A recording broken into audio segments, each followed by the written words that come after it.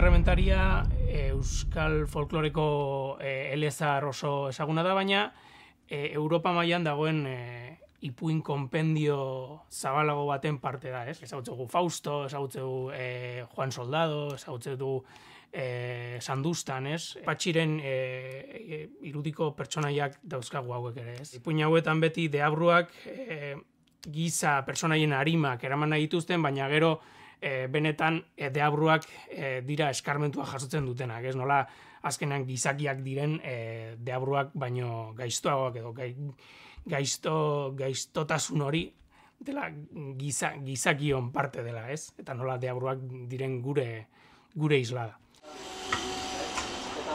sea, no apoya siempre el pie en plancha, ¿no? Claro, para parar de repente el golpe tengo que aprender a saber dejar. Si bajas los pies... Pero ten cuidado con el cable que si... Claro, sí. Claro, que es que eso es provisional. Sí, es que ahora te enseño un vídeo, pero lo hemos puesto ahí de momento. Hay que hacerlo más fuerte. Simplemente lo del cable, vaya. Más grueso, ¿no? Sí, enfundarlo en un tubo y tal. Patxi Errementariaren historia oso ipuin txikia da, eta niri beti txikitatik grazia egin dizkit dauzkan elementuak, ez?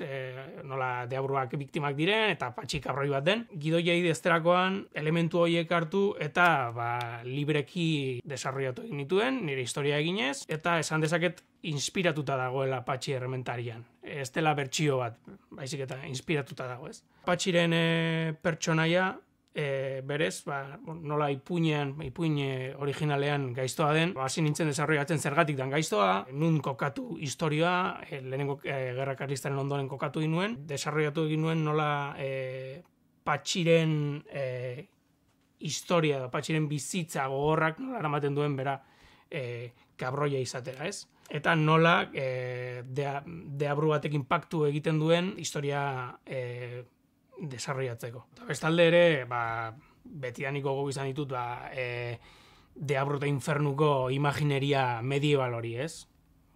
Patxi Errementariaren ipuina, ni txikitan ipuina hau neukan, Ereinek argitaratu zuena.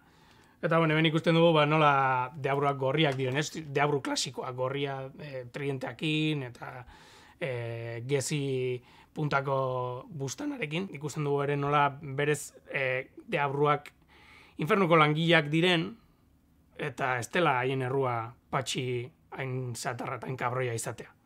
Eta hori pelikulan sortzi ditu momentu, umore beltzeko momentu batzuk.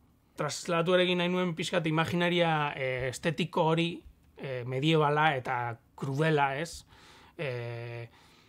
Torturaz beteriko infernu izugarri hori, umore beltzaren bidez pelikulan estetikoki trasladatzea ere.